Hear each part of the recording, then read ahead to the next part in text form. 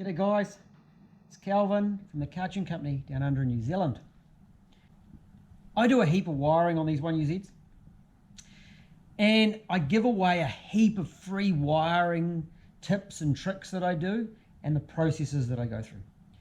But none of my YouTube videos contain the final steps or the step-by-step processes that I sell in my wiring instructions. So if you're trying to wire one of these and you need instructions, I don't just call them diagrams, I call them instructions. Hit me up, awesome price, save you heaps of time, and you're buying from someone who's been doing this stuff for the last 15 years. I admit I don't know everything, and I'm always learning and finding new things and finding out new stuff. But I know how to wire these things up and get them running properly. Today though, I'm not really here to sell instructions. What I'm going to do is I'm going to do another comparison. I did one recently on this ECU to this ECU. When this one was in a body, it was offset, the head is offset. So that was UCF10, that's UCF20. And I've received this loom and I'm going to convert it to a manual. I've been hammering out another job and it's tricky and it hurts my hands. And I needed a break to do something really simple. And I thought what I'd do is compare this UCF20 loom out of Excelsior to that UCF20 loom over there out of Excelsior. Well, the first thing I did when I got this loom out, I found this. See that funny mark? That comes from water. Water, delicate electronics, they don't mix. Yeah, look at that. Interesting enough though, the ECU itself looks really good. So this man might be lucky. Crossing your fingers is a valid technique for this sort of thing. So I'm going to cross my fingers. I'm going to fire it up and make it go. I am going to recommend a rebuild and a check over, but I want to know it's kind of good first so I can give feedback to the rebuilds. For you guys out there that want to know where to get your ECUs rebuilt, I have recently had a couple repaired at different places around the world. Well, one other place. One here in New Zealand, my guys that I normally use, and another guy over in the States. And so when that gets here, I'm going to break the seals, I'm going to void my warranty, and I'm going to look inside and see what it looks like. So watch out for that one. So, as I said the other day, I compared a UCF10 ECU and loom with a UCF20. Today, I'm going to compare UCF20 with UCF20. And this is the sort of stuff that's in my brain, going through, and that you get to tap into when you get my wiring information. And I'll do another video all about that, so I'm not going to focus on that as I said. I'm going to focus on this loom and the differences between a UCF20 and a UCF20. And these are both OBD1 looms, both Excelsior and both Japanese, okay? The LS400 is different again, similar, but different. And it'll help guys to look at what's out there and the things to look for when they're doing a bit of wiring. Old Yella's presently got some coil-on plugs on it, and that is a 1UZ VVTi intake manifold, which doesn't fit. Okay, so for you guys out, that doesn't fit.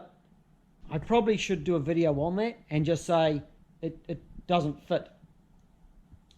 I'm going to prep this engine, swap the right bits into it, sit this loom on, and we'll get into this and go through it. Old Yellow doesn't look much different. I sat the intake manifold on and I thought, oh wait, if we're explaining the looms, why not explain this piece as well? Because people have asked questions about this as well. So this is the bit that goes under the intake manifold, and this is the bit that goes under the engine. I actually did a video on the LS400 refab, and it showed me working on this.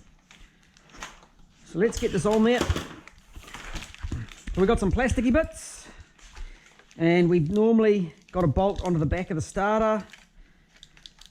Because Old Yeller gets pretty bastardized, it doesn't have a normal UCF20 starter in it. It's got a big high torque unit that I got years ago.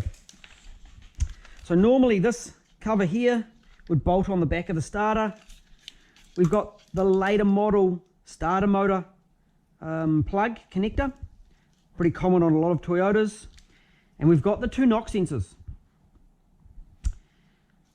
So left and right is from my position here. So this is the left and this is the right. I've actually got left written on my engine here. And the reason I do that is when I'm working late at night and I'm just in cruise mode, I don't want to get it wrong. And these are actually, let's have a look, goes like this.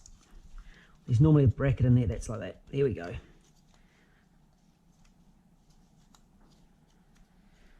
Like that. So there is knock sensors. You've got this plug here, which has got the starter and the knock sensor connectors in it. It goes up to the main harness. So it comes up to this plug here. 3-pin, pretty common for braking actually. That's got the 2 knock pins and the starter pin. Moving around this loom, we've got this plastic cover here. And it will bolt on like that. So it bolts like that. It normally has a piece of steel, a steel exhaust shield coming over that as well, so it doesn't burn on exhausts. As we come along here, we've got this earth. What's he written? This man's actually written lots of stuff on it. Negative to block, right there.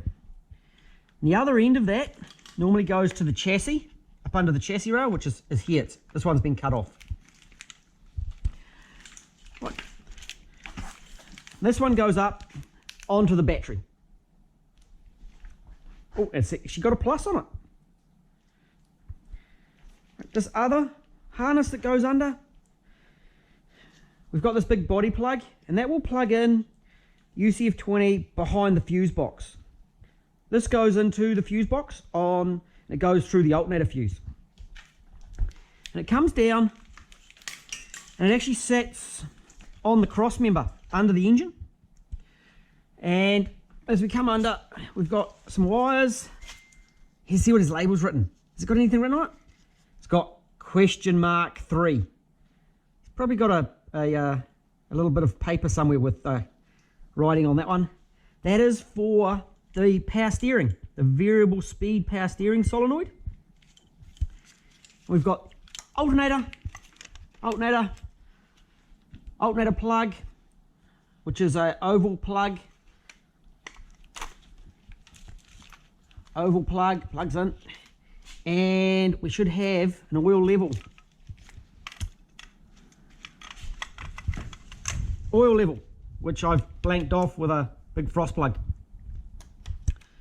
There we go. So that is that loom. We probably should look. There's a couple more connections here.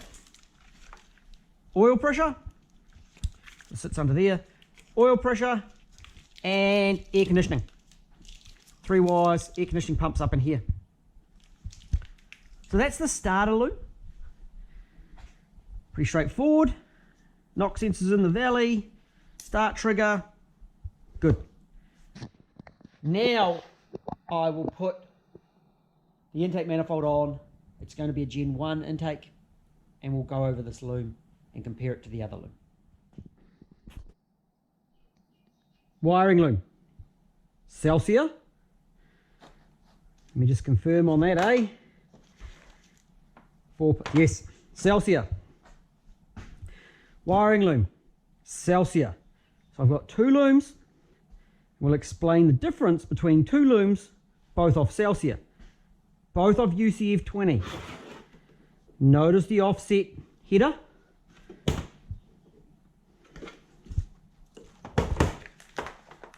We have a 34 pin plug. Beauty. We have a 22 pin plug.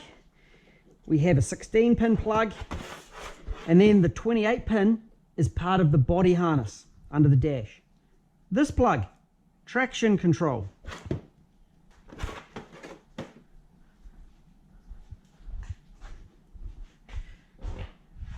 So traction control's over here, comes out onto the throttle body, and it has a second TPS. That one there, out at the outside, that is the sub TPS on the throttle body. If I am doing a conversion or engine swap, both of those will disappear. They'll go away. Just while we're here, we'll have a look at this.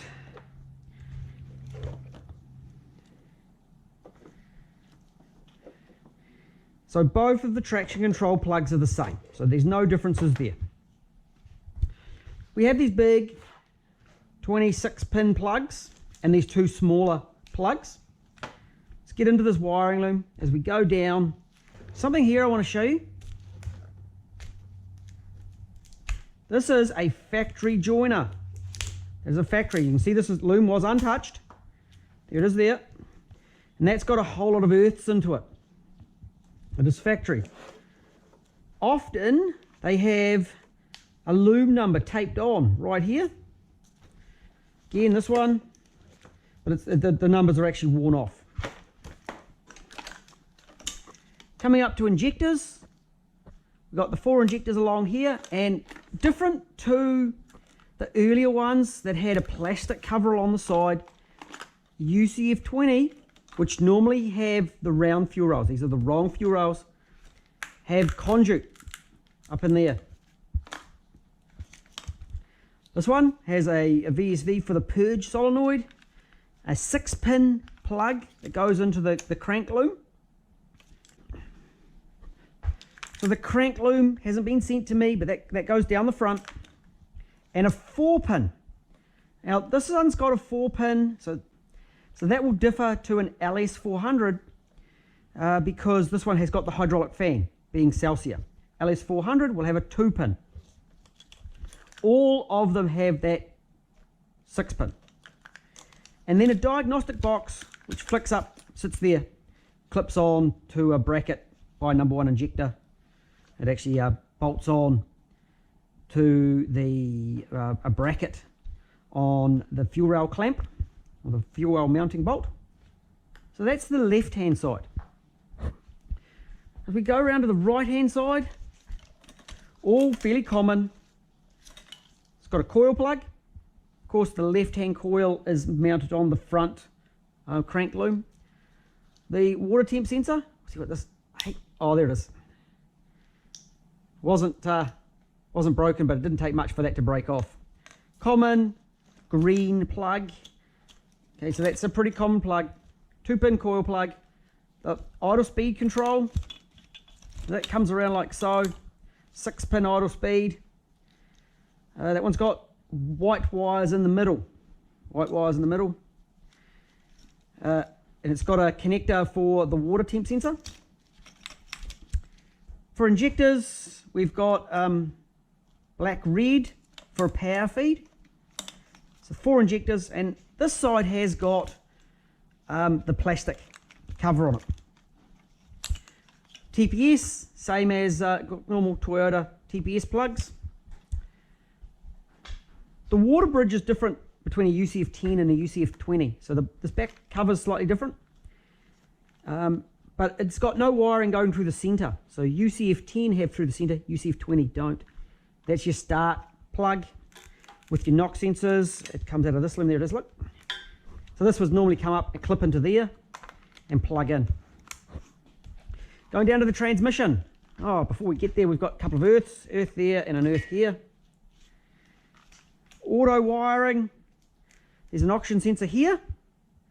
The other oxygen sensor actually goes all the way along that loom there. So we'll come to that in a moment. There's a front speed sensor. So that's your overdrive speed sensor. And this is your shift inhibit plug. We've got black and blue yellow in the start inhibit side. We've got a red blue as a power feed. The others are all gears. Rear speed sensor. Oh, that's a front speed sensor, sorry. There's the rear speed sensor and the solenoid plug, being an 8-pin plug. Ripping along the side here, the wiring loom comes along and clips along the side of the engine. We have the 2 igniter plugs. Power feed in there. Oh, look at that, black red. And airflow meter. Power feed and the airflow meter is white. MAF. Yep, that's correct. What's it got here? Igniter time 2, yep. And then we have the other oxygen sensor, which comes down here, down along the side. And they used this on the UCF20s and continued it on the VVTI over to the oxygen sensor. Power feed in there is a white wire. So that's the plugs on a UCF20 non-VVTI. If it was LS400, most markets they have EGR stuff as well, but the JDMs don't have it, so that's a great advantage. JDMs, however, do have the hydraulic fan. Now we've got this one here, also JDM, also hydraulic fan. Physically, to look at, it looks the same. Let me throw it on top, see what we come up with.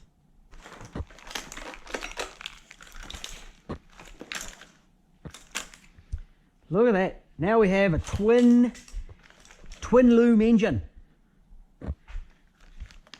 Straight away, looking in here, we have a black orange compared to a black red for the injector power.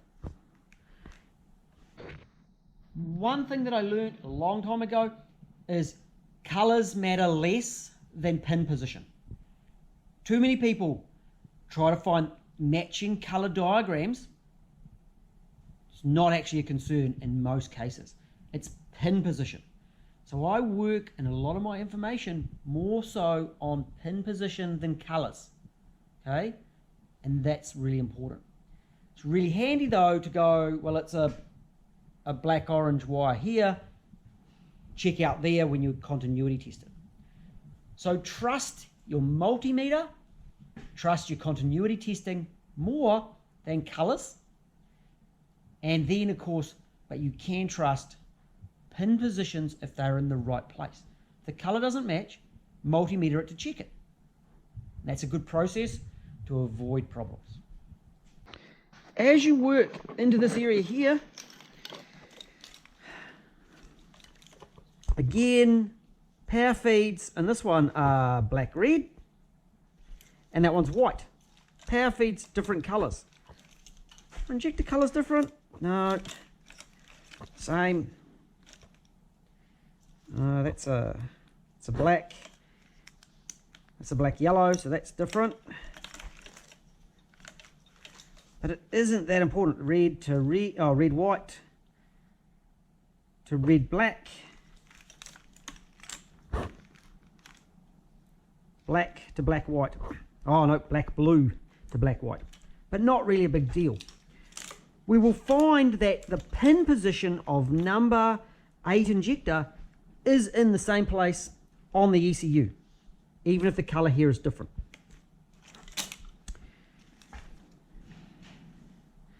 TPS is the same, and I know the airflow meter wiring is different colors. Going down here, you notice I said about the shift connector, different colors. Look at that. But the other wires, oh, that one's in there. Oh, that's still red blue. That's okay. The rest are matching. Solenoid plugs are going to be different,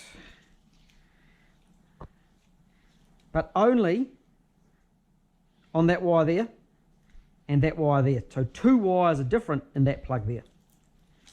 So just to make it fun, Toyota made some changes. And it comes down to those plugs there. There are differences. And just to make it fun, they changed the pin out between the two of them. Fortunately, I've got both options. And I know that there's other options for LS400s because, of course, this ECU is OBD1. No immobilizer in the JDMs. In the UK, different pin out in the 28 pin if you've got a mobilizer to the US market 28 pin that's got a mobilizer. You've got OBD2s coming through. So there are these differences. And this is the stuff that I've found out over all these years of doing so many of these engines. I get them all to run. And it's not just because I wire lots of them. I use a good process to check it and double check it and worked my way through. Actually, once you've done about 20 or 30 UZs, from there on it becomes pretty basic because the same principles apply to all of them. And you kind of pick up on Toyota's trends as they go through and their development and their changes. And that enables me when they throw in something like the EGR, it's no big deal, and those slight changes. And even today, I'm still finding changes within looms. And when I do a check back, if I've got numbers, it might come out on one model LS400 and they've changed one thing in the wiring loom. But the rest of it is all the same. And so that's one of the reasons that these engines are so great. So I've got some wiring to do now. I hope this hasn't been too boring because this is kind of only interesting if you're working on a UCF20 and you've come across this problem and then you'll go, oh, it all makes sense. I'm going to wire this motor up, get this thing going, pull the trans loom out and make it run for the customer. Hope this is helpful. Talk to you again soon. Catch you later.